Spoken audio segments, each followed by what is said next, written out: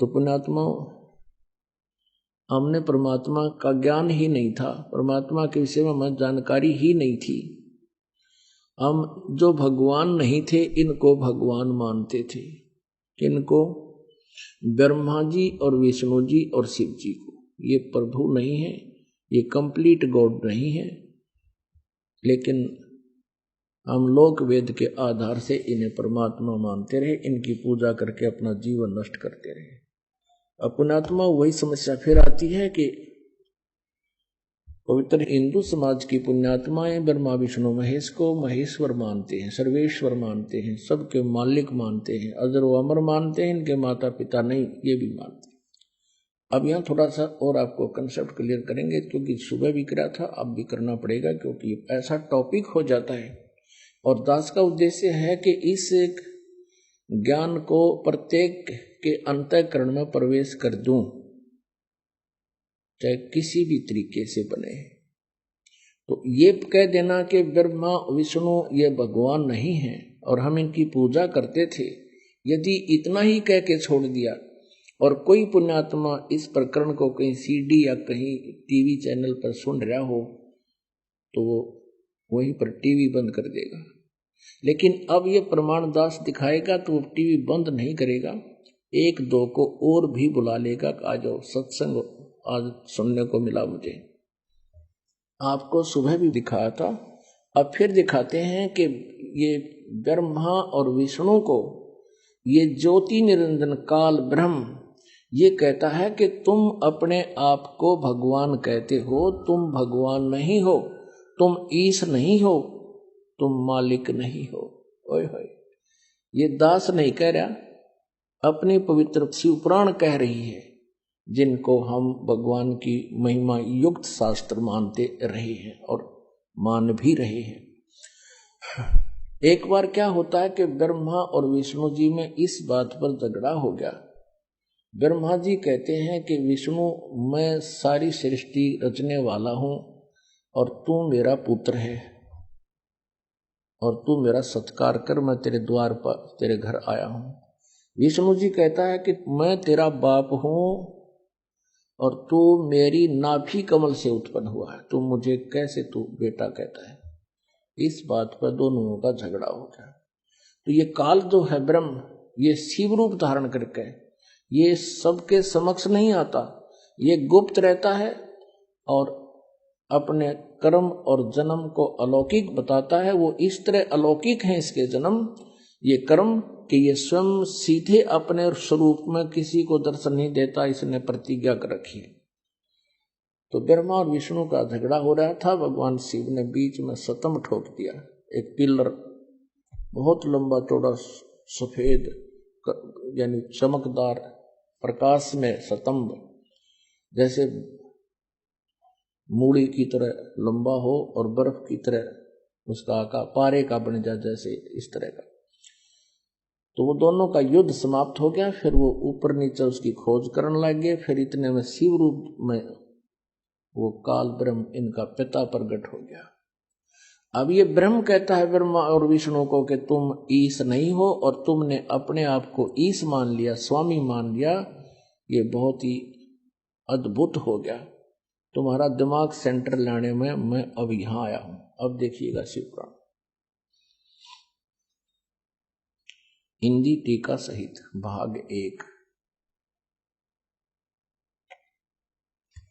और ये कहां से प्रकाशित है ये देखिएगा, श्री शिव महापुराण।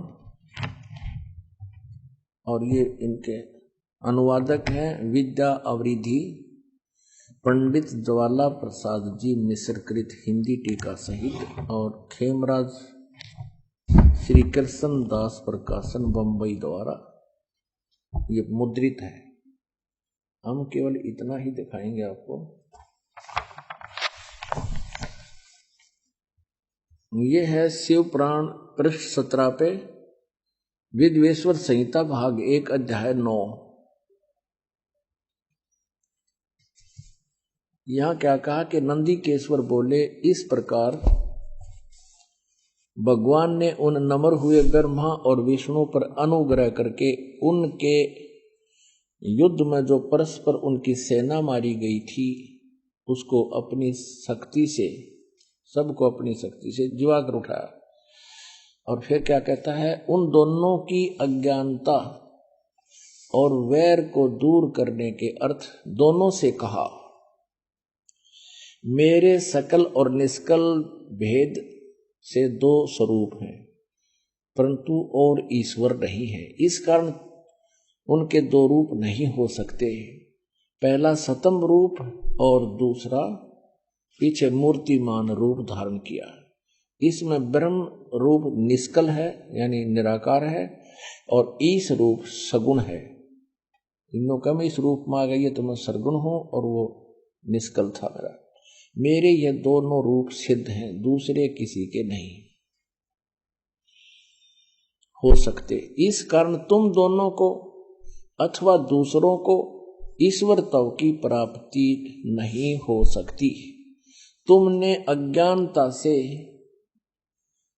जो अज्ञान से अपने को ईश मान लिया, स्वामी मान लिया, भगवान मान लिया, ये बड़ा अद्भुत हुआ।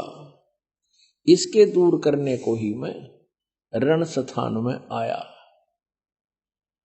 अब आगे ये क्या कहता है, मैं ही ब्रह्म हूं, मैं ही परब्रह्म हूं, मेरा ही अकल रूप है। ब्रह्म होने से मैं ईश्वर हूं, अनुग्रह आदि ही मेरा कर्तव्य है।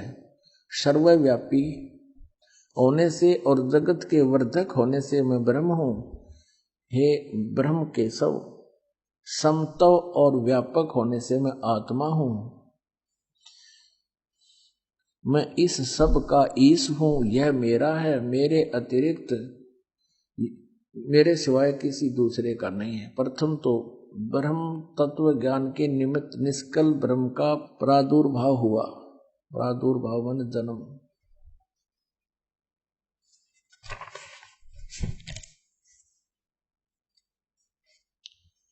अब ये 18 पृष्ठ आपको दिखाते हैं, यहां देखिएगा।